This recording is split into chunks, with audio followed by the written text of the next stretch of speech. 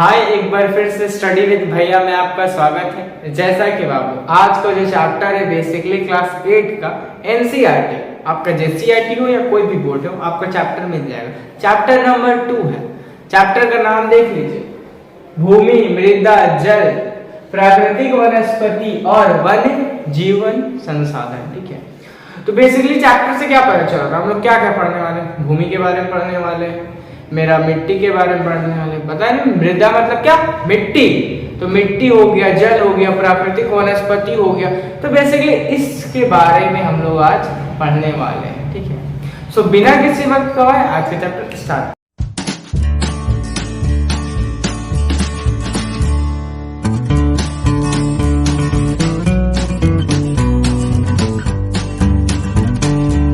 तो सबसे पहला टॉपिक हम लोग का बाबू भूमि। समझिए भूमि क्या है। तो भूमि क्या, हम लोग का जो जमीन है उसी को भूमि कहते हैं। तो भूमि का हम लोग क्या क्या उपयोग करते हैं। वैसे उपयोग में जाने से पहले एक बात ये समझ लीजिए कि पृथ्वी का लगभग 30% मेरा क्या है, भूमि है, और लगभग 70% मेरा क्या है, जल है। ठीक है, पृथ्वी का। तो इसमें जो 30% जो भूमि है हम लोगों के पास ना, इसमें बहुत कम मात्रा में ही हम लोग का उपजाऊ वाला भूमि होता है, जिसमें हम लोग खेती बाड़ी कर सकते हैं, जिसमें अच्छा खासा मतलब आराम से रह सकते हैं। ठीक है, अदरवाइज आप पहाड़ियों में जाकर रहिएगा, पहाड़ियों में रहते हैं तो सिंपल सी बात है, फिर पठारी इलाके में बहुत कम लोग रहता है, तो वैसा रहने वाला भी जगह बहुत कम है। तो समझिए कि ये जो भूमि है इसका उपयोग क्या क्या। ठीक है, क्या क्या हम लोग का यूज होता है भूमि का। पहला, खेती बाड़ी के लिए कर सकते हैं। दूसरा बाबू वन के लिए, यानी कि जंगल के लिए। ठीक है, ठीक। अब जंगली हवा हम तो नहीं न बनाएंगे, घर वो हवा हम नहीं न बनाएंगे, तो घर के लिए भी, जमीन के लिए भी, आपका खेती के लिए। ठीक है, और हो गया वन, आप देख लीजिए पशुपालन के लिए भी। तो इतना सारा चीज का हम लोग देखते हैं किसके लिए, तो जमीन का यानी कि भूमि का उपयोग। ओके, क्या क्या, खेती बाड़ी यानी कि कृषि बोल सकते हैं। दूसरी बात कहें तो पशुचारण हो गया। ठीक है, तीसरा बात बोले तो अपना घर वगैरह बनाने के लिए हो गया। चौथा अगर बात करें बाबू, चौथा तो कोई अन्य संसाधन बनाने के लिए भी हो गया।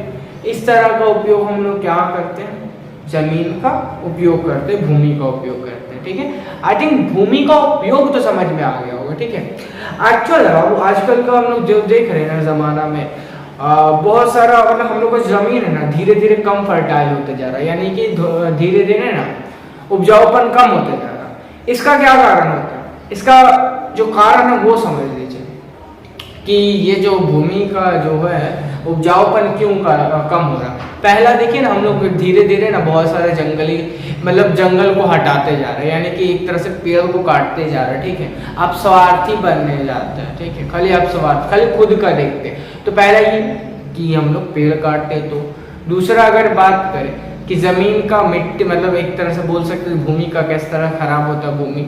दूसरा अगर बात करें तो पशुचारण देख, अच्छा एक बात समझ लीजिए क्या होता है पशुचारण मतलब, यानी अतिचारण। जो पशुचारण है समझिए, पशु लोग को हम लोग घास वगैरह खिलाते हैं, तो उससे बहुत ज्यादा अगर मतलब चरेगा ना, वो लोग बहुत ज्यादा चरेगा, तो वही होता है मेरा पशुचारण। ठीक है, तो पशुचारण के कारण में मेरा भूमि क्या होता है, उसका उपजाऊपन कम होता है। तीसरा जो बहुत ज्यादा मतलब फैक्टर, बहुत बड़ा कारक है, ये जो तीसरा है ना, ये आपका है बड़ा बड़ा फैक्ट्री में जो भी उर्वरक चीज होता है, कीटनाशक बोलते हैं उसको। ठीक है, वो मेरा उपजाऊपन को कम कर देता है। ये सब का कारण है ना हम लोग का जो भूमि है उसका उपजाऊपन कम होता है। अब जब कम हुआ तो कोई कारण होगा ना जिसके कारण हम लोग भूमि को बचा सकते हैं अपना। एक बात और बता दे, आने वाला समय में ऐसा बहुत ज्यादा खराब स्थिति होने वाला है, जब हम लोग का जो भूमि है वो उपजाऊपन नहीं रहेगा तो खेती बाड़ी कहाँ करेंगे, खेती बाड़ी नहीं करेंगे तो खाएंगे कुछ। दिमाग में समझ में आ रहा। तो यानी कि हमने लोग को कहीं ना कहीं पेड़ पौधा लगाना चाहिए, ये सारा करना चाहिए। ठीक है, और जो बड़ा बड़ा फैक्ट्री से जो भी निकलता है मेरा फर्टिलाइजर वगैरह, वो सारा चीज को कम करवाना चाहिए। इससे क्या होगा, हम लोग का जो भूमि है उसका उपजाऊपन बना रहेगा। भूमि का टॉपिक क्लियर है बाबू। सेकेंड क्या है, मृदा है। सेकेंड मेरा क्या है, मृदा है, इसको थोड़ा ध्यान से समझिए कि मिट्टी जो है, जो मेरा मृदा है, वो होती क्या है?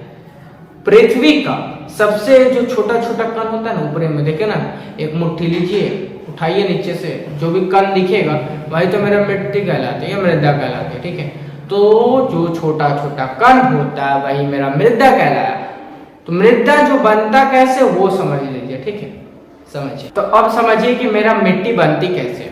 मिट्टी जो है ना बाबू, जो पत्थर होता है ना, वही का कण जो धीरे धीरे छोटा छोटा टुकड़ा जब टूटता है ना, इस तो मतलब देखने में कितना साल लग रहा है कि छोटा छोटा कण में टूटता है, इसी को टूटने में हजारों साल लग जाता है। इसी से मेरा क्या बनती है? मेरा मृदा बनती है। क्लियर हो रही बात?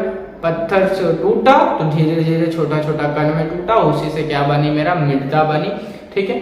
अब ये मृदा का कारक बहुत सारा हो सकता है पत्थर टूटने का, मेरा जलवायु हो सकता है, आप देख सकते हैं मेरा जल हो गया, इस तरह का कारण भी हो सकता है, क्या? मेरा मृदा का तापमान हो गया। इस तरीका से मेरा क्या होता है? मिट्टी बनती।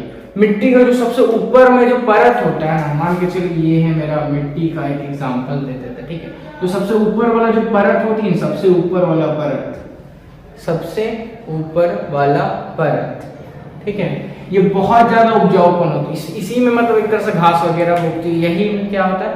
बहुत ज्यादा उपजाऊपन होते हैं, ठीक है। इसी ये जो सबसे ऊपर वाला परत है, जो एक तरह से ये ह्यूमस होती है, ठीक है, ह्यूमस, ह्यूमस, ठीक है, ह्यूमस, इंग्लिश में भी ह्यूमस कहते हैं, ठीक है। ये सबसे ऊपर में जो होती है ना, एकदम छोटा छोटा कण, एक तरह से बोल सकते हैं, ये ह्यूमस होती है। ह्यूमस जो बनती कैसे? तो हम लोग बहुत सारा खाद वगैरह डाल देते हैं, तो उसी से बन जाती है क्या? मेरा ह्यूमस। ह्यूमस ही मेरा क्या कहती है? एक तरह से मिट्टी का उपजाऊपन बनाती है, यानी कि जितना ज्यादा ह्यूमस उतना ज्यादा उपजाऊपन मिट्टी, और उतना ही ज्यादा मेरा क्या? खेती। क्लियर हो रही बात ह्यूमस के बारे में कि ह्यूमस हुआ कैसे? अब धीरे धीरे हो क्या रहा है ना हम लोग का साथ, कि जो मृदा है ना बहुत ज्यादा है ना, एक तरह से खराब होते जा रही है। मिट्टी भी, ध्यान समझिएगा, भूमि और मृदा में ज्यादा कोई डिफरेंस नहीं मिलेगा आपको, ठीक है। और एक बात और, हाँ, कि किताब एक बार जरूर पढ़ लीजिएगा, ठीक है, समझ पूरा टॉपिक क्लियर हो जाएगा आपको कि हाँ क्या था, क्या है और क्या नहीं है, ठीक। तो ह्यूमस के बारे में समझ में आया, यही क्या करती है? मेरा मिट्टी को उपजाऊपन करती है। अब जो ह्यूमस हुआ ना बाबू, अब हम लोग देख रहे हैं ना कि जो मिट्टी है वो धीरे धीरे उपजाऊपन कम होते जा रही है। मिट्टी क्या होते जा रही है? उपजाऊपन कम होते जा रही है। अभी किस तरह से होते जा रहे हैं, ठीक है। पहला सेम बात, सेम ज्यादा हम लोग का क्या? पेड़ पौधा कटाने के कारण। दूसरा बात, वही पशु लोग को ज्यादा चराने के कारण।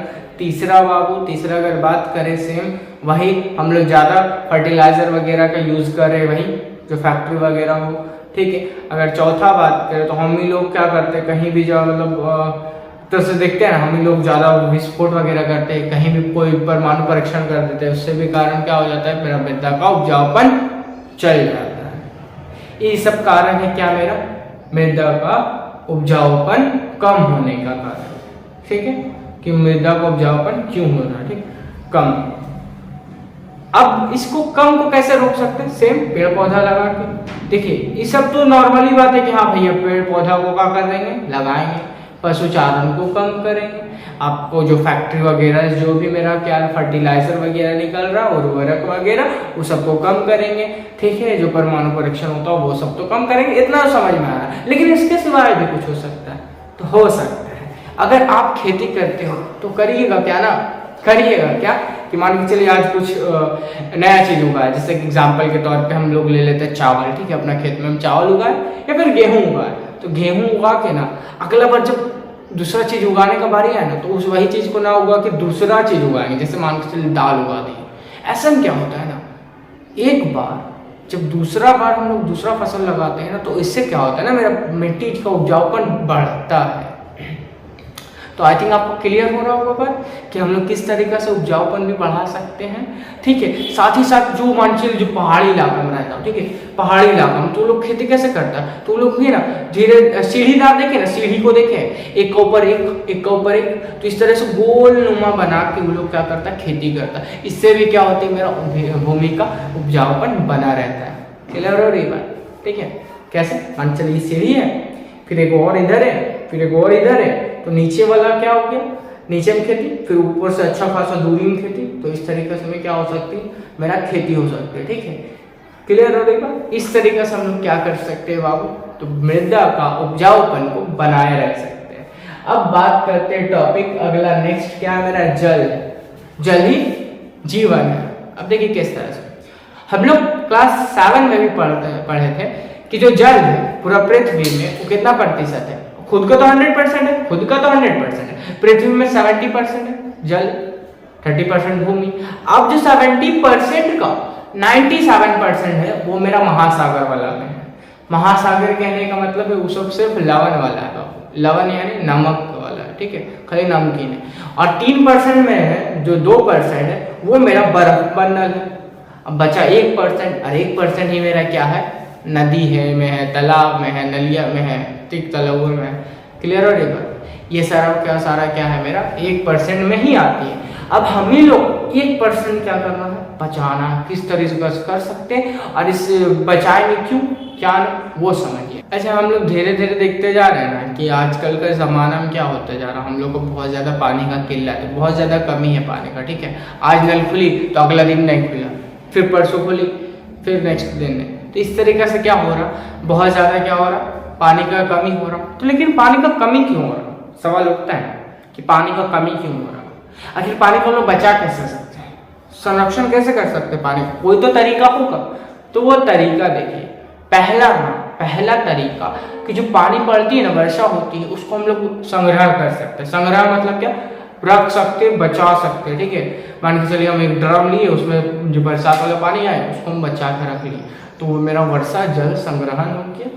अब ये जो संग्रहण हुआ ना बाबू, इसको हम लोग कहीं और उपयोग नहीं कर सकते। जाहिर सी बात है, घर में अगर कपड़ा धोने का होगा तो धो सकते हैं, अब घर सफाई के लिए हो सकता तो घर सफाई भी कर सकते हैं। तो इतना सारा काम कर सकते हैं, इससे पानी बचेगी कि नहीं। तो वर्षा जल संग्रहण एक तरीका हुआ।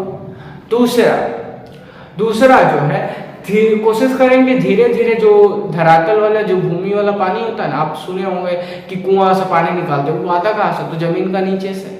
ठीक है, चापाकल से पानी निकालते हैं ना, तो वो कहाँ से आता, जमीन का नीचे से। कोशिश करेंगे उसको धीरे धीरे कम करने का। ठीक है, इससे भी क्या होगा, मेरा पानी का यानी जल का संरक्षण होगा। लेकिन जल एक मेरा कौन सा संसाधन है, नवीकरणीय संसाधन है, खत्म नहीं होता है। क्या होता है, बदलता है, चेंजेस होता है, लेकिन क्या है मेरा साफ जल का बात करें, इसलिए हम लोग को संरक्षण का बहुत ज्यादा आवश्यकता होती है। ठीक है, तो 2 तरीका समझ में आया। तीसरा अगर तरीका बात करें आप, अगर तीसरा बात करें तो कोशिश करेंगे कि धीरे धीरे कि जो भी मेरे सागर में जो भी पानी है ना, सागर कहने का मतलब जो भी लवण वाला पानी है, नमक वाला, यानी सागर महासागर में, उसको उपयोग में लाने का। अब उसको कैसे ला सकते, सेम किसी तरह सरकार का इसमें बहुत ज्यादा बड़ा रोल रहेगा कि वो यहाँ से किसी तरह ट्रांसफर करे। तो इस तरीके से भी हम लोग क्या कर सकते हैं, पानी का बचत कर सकते हैं। अदरवाइज और भी कोई तरीका है, बिल्कुल है, समझ लिए सिंचाई करते हैं, पानी से सिंचाई करते हैं अपना खेत वगैरह में। तो सिंचाई का थोड़ा तरीका बदलने का, जैसे एक एग्जांपल के तौर पे, सिंचाई किसको कहते हैं, सिंचाई कहते हैं किसको, कि खेतों में किसी तरह पनिया ले जाना ही मेरा सिंचाई कहलाता है। कि हम लोग खेत में किस तरह का पानी दे रहे हैं, वही मेरा सिंचाई हो गया, चाहे नली हो गया, चाहे कुआं हो गया। लेकिन आज का डेट में, आज का बहुत सारा टेक्नोलॉजी आ गया। आप देखे होंगे टीवी वगैरह में कि पाइपों से जा रहा पानी एकदम छितरा आ रहा। ठीक है, तो उस तरीके से वैसे क्या होता है ना, जो पानी होता है ना, पानी का मात्रा कम हो जाता है, लेकिन खेत तक पानी अच्छा से पहुंच जाता है। इस बीच में अच्छा से हम लोग क्या कर सकते हैं, अपना जल का संरक्षण कर सकते हैं। आई थिंक आपको समझ में आ गया कि जल का संरक्षण हम लोग किस तरीके से कर सकते हो। आप एक बात आप रिपीट कर दे रहे, एक बार फिर से पढ़ लीजिएगा अपना किताब। ओके, अब नेक्स्ट टॉपिक क्या है हम लोग का, वनस्पति, प्राकृतिक वनस्पति। ओके, समझ। प्राकृतिक वनस्पति का अगर आपको याद होगा, क्लास 7 में आप पढ़ चुके हैं। यदि आप नहीं पढ़े तो आप जाके देख सकते हैं, आपको मिल जाएगा मेरा प्लेलिस्ट में। ठीक है, क्लास 7 का आपको। ठीक है, क्लास 7 में हम बताए थे प्राकृतिक वनस्पति के बारे में। प्राकृतिक वनस्पति किसको कहते हैं, जो नेचुरली यानी भगवान के द्वारा जो भी मेरा पेड़ पौधा है या फिर उसमें जो भी जानवर वगैरह है, ये सारा का सारा मेरा, वैसे जानवर को छोड़ के जो भी मेरा पेड़ पौधा है वही मेरा प्राकृतिक वनस्पति कहलाती है।